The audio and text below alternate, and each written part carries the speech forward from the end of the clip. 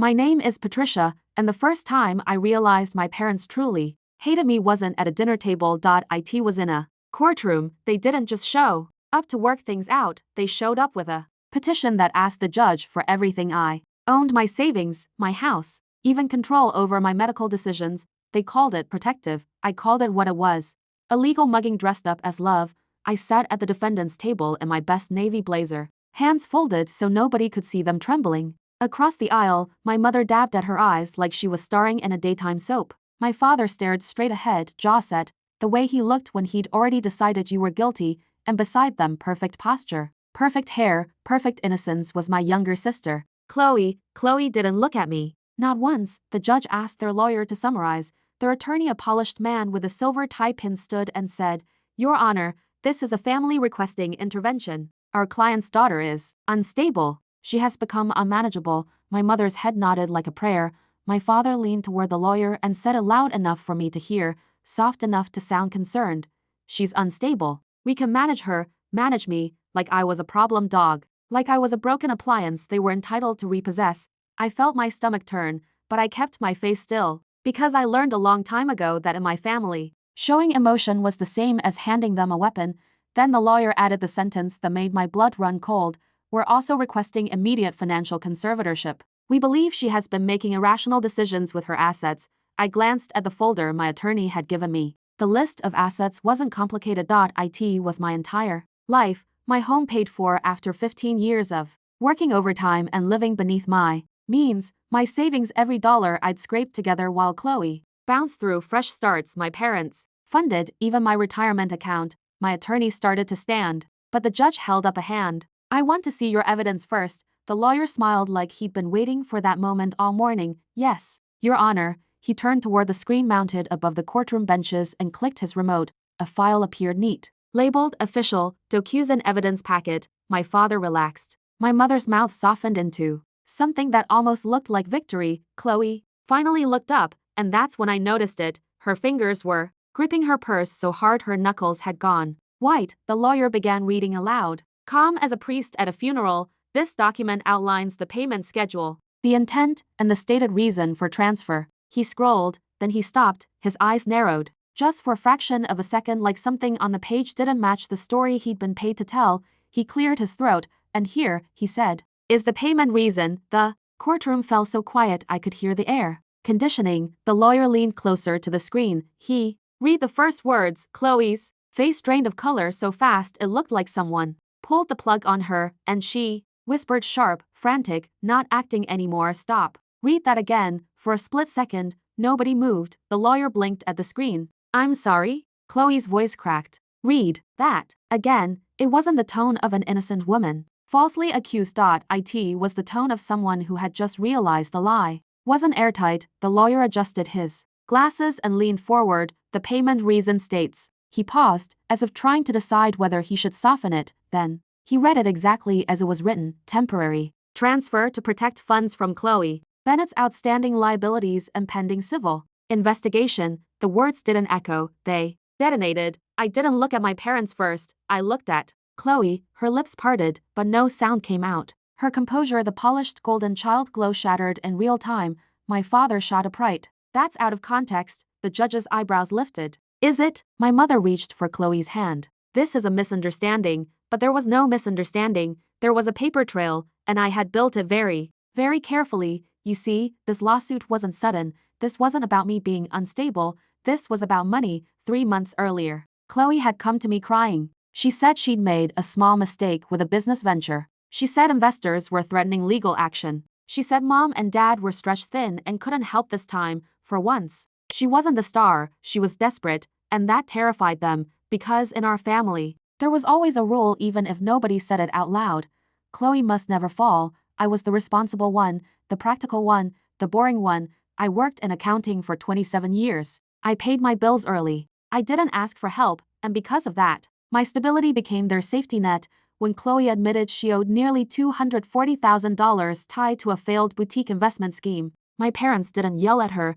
They came to me. "Just hold some of her funds temporarily," my father said. "It'll protect the family, protect the family." That phrase should come with a warning label. I agreed, but only under one condition: everything documented, everything signed, everything recorded. I'm not unstable, I'm cautious. So when Chloe transferred money into my account for safekeeping, she filled out the DocuSign herself, and in the little box labeled payment reason, she typed the truth because she didn't think it would ever matter. Now it was projected on a courtroom wall, and my parents were trying to use that very transaction to prove I was financially reckless. The judge leaned back in his chair. Counsel, he said slowly, are you alleging your client was unaware of this statement? The lawyer's confidence was thinning. Your Honor, this may have been phrased improperly. I finally spoke, my voice steady. It's her own words. My father turned toward me, fury flashing through his eyes. There it was, not concern, not heartbreak, anger, because the scapegoat wasn't cooperating, because the backup generator had decided not to power the mansion anymore. The judge flipped through the printed copy, and this civil investigation reference here, he said, is that ongoing? Chloe made a strangled sound. My mother squeezed her arm. Don't say anything, too late, because the next line in that document, the one the lawyer hadn't read yet, was about to turn this from a family dispute into something criminal, and when he scrolled down, my father actually stood up and shouted, turn that off, turn that off. My father's voice cracked through the courtroom like a gunshot. The judge didn't flinch. Instead, he looked directly at the lawyer. Counsel, scroll. The lawyer hesitated. For the first time since this circus began, he looked uncertain. Not polished, not smug, just aware. He scrolled, and there it was, the next line Chloe had typed herself, funds transferred. Prior to potential subpoena to prevent asset freeze, you could feel the oxygen leave the room. Prevent asset freeze, not protect.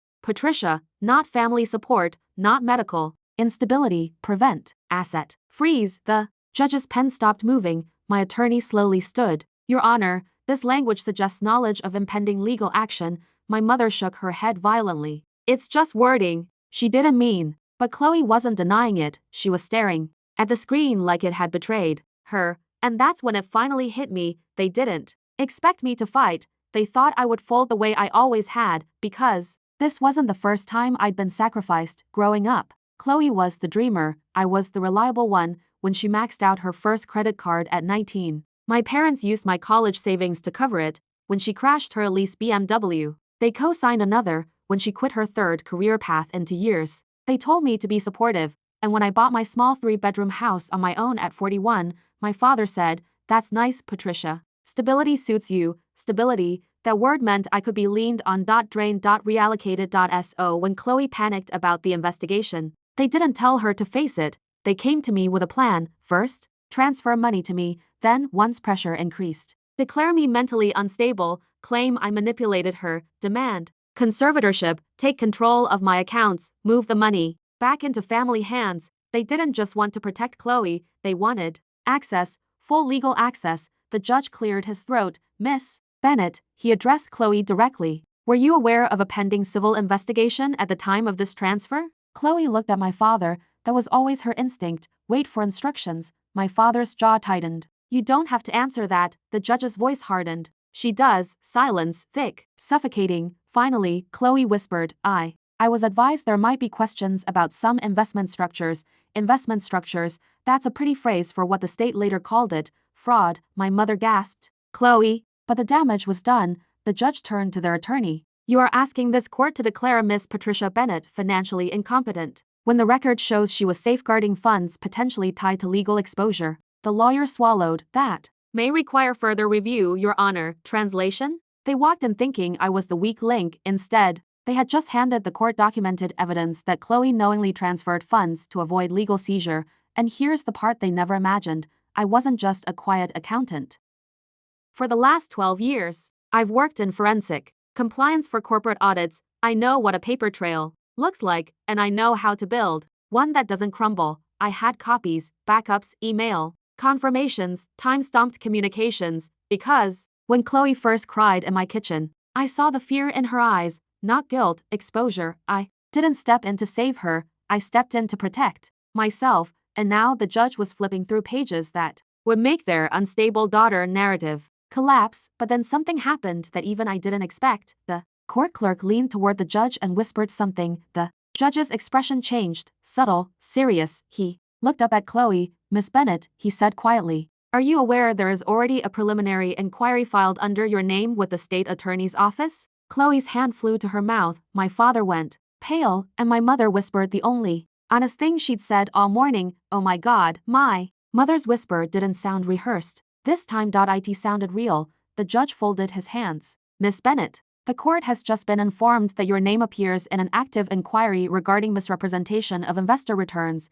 Chloe's breathing turned shallow. My father stood halfway out of his seat again. This is irrelevant to the conservatorship. It is absolutely relevant, the judge cut in. You are asking this court to transfer control of your daughter Patricia's assets. Assets that now appear connected to an ongoing investigation involving your other daughter.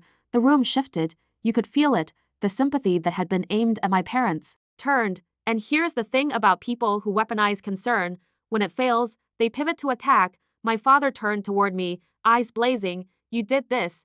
There it was. Not, is this true? Not Chloe, what happened? No, you did this, because in his world, if I wasn't obedient, I was dangerous. I met his stare calmly. No, I said. Chloe did. A murmur rippled through the back rows. Chloe finally snapped. You promised you wouldn't use it against me. She cried. The courtroom went still. My attorney leaned toward me. Promised? I didn't look away from my sister. I promised I wouldn't destroy you, I said evenly. I never promised I'd let you destroy me. Her mascara was beginning to streak now. The perfect daughter image cracking under fluorescent light. The judge turned to their attorney. Did you review the entirety of this DocuSign file before filing this petition? The lawyer hesitated. That hesitation was everything, because if he had reviewed it, he would have seen the language about asset freeze. If he hadn't, he had just filed a motion based on incomplete evidence. Either way, this wasn't going how they planned. My father tried one last angle. Your Honor, he said, voice suddenly soft again, fatherly, composed. Patricia has been under immense stress. We were concerned about her mental state. We simply want to ensure she's protected. Protected, that word again. So gentle. So poisonous. The judge looked at me. Miss Bennett, have you ever been evaluated for mental instability? Hospitalized? Declared incompetent? No, Your Honor. Are you currently under psychiatric care that impairs your financial decision-making? No. Have you mismanaged your funds? I almost smiled. My home is paid off. My retirement is fully funded. I have zero debt. Silence, heavy, definitive. Then my attorney stood. Your Honor, we would like to submit additional exhibits, including recorded communications indicating the petitioners discussed initiating this conservatorship only after learning my client refused to return funds to Miss Chloe Bennett. The air cracked. My father's face went gray. My mother's head snapped toward him. Recorded? She whispered. Yes, recorded, because when you grow up as the family scapegoat, you learn something very important. Never walk into a trap without a mirror. 3 weeks ago, when my parents sat at my kitchen table urging me to just transfer it back quietly, I set my phone down beside the sugar bowl, and I let them talk. They talked about how Chloe's reputation couldn't survive court, how investors would misunderstand, how it would ruin the family name. Not once did they mention my well-being, not once. The judge adjusted his glasses. I suggest a brief recess, but before he could strike the gavel, the courtroom doors opened. 2 men in suits stepped inside, not family, not spectators, official, and one of them said a sentence that made my mother physically sway in her seat. Is Miss Chloe Bennett present? Chloe's head turned slowly. The man held up a folder. We need to speak with you regarding the pending financial inquiry, my father whispered. Something I had never heard him say before. Not here, but it was here. In public, on record. In front of the judge they had hoped would label me unstable, and as Chloe rose from her seat, trembling, the judge looked at my parents. I believe, he said calmly, this petition requires immediate reconsideration. My father didn't look at Chloe, he didn't look at the agents, he looked at me, and, for the first time in my life, he looked afraid. But what he didn't understand yet was that this wasn't revenge. This was just the beginning, because the real evidence hadn't even been played yet. The courtroom didn't empty during recess. It buzzed, whispers, side glances, phones discreetly lifted because scandal spreads faster than truth. Chloe stood frozen between the two investigators, like a child who just realized the principal wasn't bluffing. I need a minute, she said weakly. One of the men replied calmly. You've had several, ma'am. That sentence alone shifted the balance of power. My mother reached for her. We'll handle this, but there was nothing left to handle. The narrative had cracked, and once cracks appear in a courtroom, they widen quickly. My attorney leaned toward me. Is this coordinated? No, I said truthfully. But I suspected the inquiry would surface soon, because here's what my parents didn't know: when Chloe transferred that money into my account, I didn't just document it, I reported it, quietly, confidentially, through proper compliance channels, not to hurt her, but to protect myself if the funds were under investigation. I refused to be the silent accomplice. You see, people think the scapegoat is weak, but the scapegoat survives by becoming observant. I had learned to anticipate their moves before they made them. Across the room, my father was no longer the composed patriarch, he was calculating. That look I knew well: damage control. He walked toward me during recess. Ignoring my attorney's warning glance, "Patricia," he said, low, controlled. "This has gone far enough." "No," I replied calmly. "It's just getting accurate." His jaw flexed. "You've humiliated this family." There it was, not concern about Chloe, not fear of charges, humiliation, reputation, optics. "You filed to declare me incompetent," I said evenly. "In public court." His eyes hardened. "You forced our hand." I almost laughed. "Forced as if I'd cornered them by refusing to surrender my house and savings. "You tried to take everything," I said. "Did you really think I wouldn't defend myself?" He leaned closer, voice barely audible. "You think you're safe because of paperwork? If Chloe goes down, you go down with her." There it was, the threat, subtle, familiar, and completely wrong, because what he still didn't understand was this: the funds weren't commingled, the transfers were documented, the intent was written in her own words, and I had preserved every communication instructing me to hold the money if Chloe was drowning. She had signed the waiver herself. The bailiff called everyone back to their seats. The judge returned, expression colder now. "Before we proceed," he said, "I have reviewed the preliminary exhibits submitted by Miss Patricia Bennett's counsel." He adjusted his glasses. "There appears to be audio evidence." My mother's head snapped toward me. "Audio?" She whispered. "Yes, audio, because what my father said in my kitchen.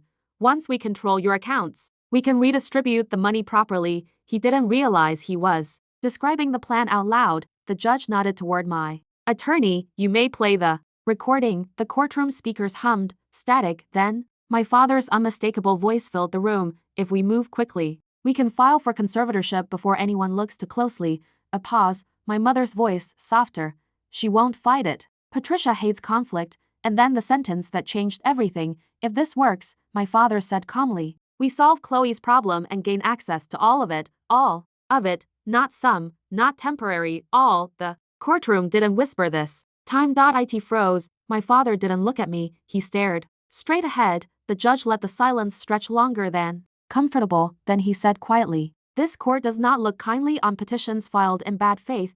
My attorney stood. "Your Honor, we move to dismiss the conservatorship request immediately and request sanctions." Sanctions, a word that carries weight. My mother looked at Chloe, who was now seated again, pale, eyes hollow. For the first time, she wasn't the golden child, she was liability. The judge leaned back. "I am inclined to agree." My father's hand tightened into a fist, but just as relief started to settle in my chest, the investigator stepped forward again. "Your Honor," he said, "we may require access to the transferred funds as part of our review." My stomach tightened. Of course, the money, even if I was cleared, the funds were still tied to Chloe. And the investigation was just beginning. The judge looked at me. "Miss Bennett, are those funds still intact?" I held his gaze. "Yes." He nodded slowly. "Good. Because until this inquiry concludes," he paused, "they will remain frozen." Frozen, not taken, not reassigned, but locked, which meant one thing: Chloe had just lost access, my parents had just lost leverage, and for the first time in my life I wasn't the family's safety net, I was the firewall. But what none of them realized yet was that Chloe's financial exposure was only one layer of this. Because when the investigators finished reviewing her accounts, they were going to find something else, something that didn't start with Chloe.it started with my father, something that didn't start with Chloe.it started with my father. The courtroom was still tense when the judge ordered a temporary freeze on the transferred funds. Chloe looked like she might faint, my mother looked betrayed, but my father? He looked calculating, too calculating. The investigators stepped aside with Chloe, speaking in low tones. I couldn't hear the words, but I saw her posture shift from defensive to desperate. And desperation makes people talk. The judge cleared his throat. "This conservatorship petition is hereby dismissed pending further review. Additionally, this court will examine whether sanctions for bad faith filing are appropriate." Bad faith. Two words that shattered my father's carefully built image. But then the investigator turned slightly and said something that made my pulse spike. "We'll also need documentation regarding prior transfers routed through Bennett Holdings." Bennett Holdings, that wasn't Chloe's entity. That was my father's consulting shell. I watched his face carefully. There it was, a flicker, gone in half a second, but I saw it. Fear, you see. Chloe wasn't sophisticated enough to structure layered financial pathways. She barely balanced her personal checking account, but the investment structures she referenced, those were built by someone who understood movement of funds, movement of risk, movement of liability, and my father had spent 30 years advising small businesses on financial optimization. Optimization, that's what he called it, creative restructuring, tax efficiency, asset shielding, words that sound legal. Until someone looks closely, the investigator continued calmly, there are indications the initial investor communications originated from an IP address registered to Bennett Holdings. Chloe's head snapped toward my father. What? She whispered. My mother looked between them. Edward, he didn't answer immediately, and that silence was louder than anything spoken all morning. The judge leaned forward. Are you suggesting, sir, he addressed the investigator, that the alleged misrepresentation may extend beyond Miss Chloe Bennett? The investigator replied carefully. We are still reviewing, but the digital correspondence trail predates the transfers to Miss Patricia Bennett. Predates, which meant one thing, the money Chloe panicked about was part of something larger and older. I felt a strange, cold clarity settle over me. All those late-night strategy sessions my father had with Chloe, all those times he told her, you don't understand the numbers, sweetheart. Let me handle it. He wasn't protecting her, he was using her, because if something collapsed, the golden child would take the fall, and the patriarch would stay clean, except he forgot one detail. When Chloe transferred funds to me, she forwarded the original investor communications for context. I had archived them, every attachment, every email header, every routing detail. I never told them. Why would I? In my family, survival meant never revealing the full extent of what you knew. The investigator asked my father directly, Sir, are you affiliated with Bennett Holdings? He straightened his jacket. Yes, and were you involved in advising your daughter on these investment vehicles? He paused, just long enough. I may have offered general guidance. General guidance. The courtroom almost laughed. The judge's voice sharpened. You understand that if you facilitated misrepresentation, I did no such thing, my father snapped. But Chloe's voice cut through him. You told me it was compliant. The words slipped out before she could stop them. He turned toward her slowly, and I saw something I had never seen before. Not anger, not disappointment, but betrayal, because the golden child had just stopped protecting him. The investigator closed his folder. We will be issuing formal document requests to both Miss Chloe Bennett and Mr. Edward Bennett. Formal document requests, subpoenas. My mother gripped the bench. This can't be happening, but it was. The conservatorship plot had backfired. The attempt to declare me unstable had opened a door they couldn't close, and now, the spotlight wasn't on me anymore. It was on him. My father finally looked at me again, and this time, there was no authority in his eyes. Only calculation, because he knew something I hadn't said out loud yet. If the investigators followed the email chains, if they examined the metadata, if they traced the early stage projections, they were going to find the origin point, and it wasn't Chloe. It was a laptop registered under his name. But here's the part that still makes my stomach tighten. There was one email I hadn't submitted yet, one thread I had kept in a separate encrypted archive, because it didn't just implicate him. It showed intent. And if I released it, this would stop being a family scandal. It would become a federal case, and I had to decide. Was I ready to burn it all down? Was I ready to burn it all down? That question sat in my chest like a stone as the courtroom slowly emptied. Chloe was escorted out separately. My mother followed her, heels unsteady, whispering, We'll fix this. We always fix this. But my father didn't move. He stood there, staring at the bench where the judge had just dismantled his plan. Then he turned to me. You think you've won, he said quietly. I didn't answer, because this was never about winning. It was about surviving. He stepped closer, lowering his voice so only I could hear. You release anything else, and you destroy your sister. I held his gaze. She already did that. His jaw tightened. You don't understand how this works. Oh, but I did. I understood perfectly. For decades, he built a system where risk flowed downward. If something succeeded, he took credit. If something failed, someone else absorbed impact, usually me. But Chloe had become useful, visible enough to front investor optimism, naive enough to follow instructions, and when the cracks started forming, he shifted assets, moved funds, repositioned liability. And when that wasn't enough, he tried to label me unstable and seize control, not to protect Chloe. To protect himself. My attorney approached. Patricia, if there's additional evidence, now is the time to disclose it. I looked down at my phone. Encrypted archive, 2-factor locked, time-stamped, untouched. The email thread was 6 months old. Subject line, Projected returns adjustment.it wasn't Chloe's writing style.it was polished. Strategic. Measured.it included phrases like optimize perceived performance, delay loss recognition, reallocate shortfall temporarily, and then one line that turned advice into intent.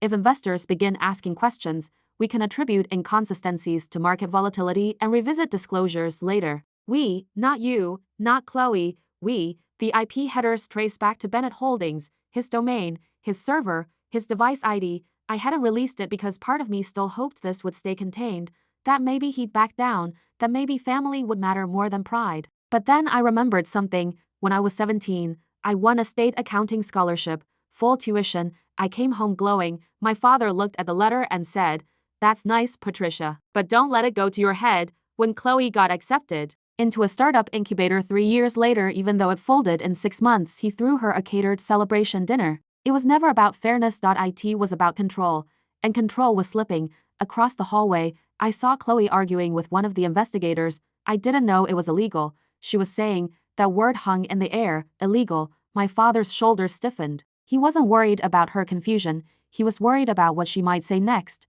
My attorney leaned in again. If that email shows coordination, he said softly, withholding it could complicate things later. Complicate, understatement. Releasing it wouldn't just expose advisory misconduct. It would suggest premeditation, which changes everything. I looked at my father one last time. You tried to take my house, I said evenly. He didn't deny it. You were never supposed to be this difficult, he replied. And there it was, the truth. I wasn't unstable, I wasn't reckless, I was inconvenient. My phone felt heavy in my hand. One tap, one forward, one secure submission to the investigator's encrypted portal. This wasn't revenge. This was documentation. And documentation doesn't scream. It doesn't cry. It simply exists. I opened the archive. My thumb hovered over the file. Behind me, Chloe's voice cracked again. Dad, tell them. He didn't move, didn't speak, didn't protect her. Because protecting her would mean implicating himself. And in that moment, I realized something that made the decision easier. He wasn't choosing between his daughters, he was choosing himself. So I made my choice. I hit send. The upload bar began to move. 5, 12, 27. Across the room, one of the investigators checked his tablet. His expression shifted. He looked up, directly at my father, and said quietly, "Sir, we need to talk."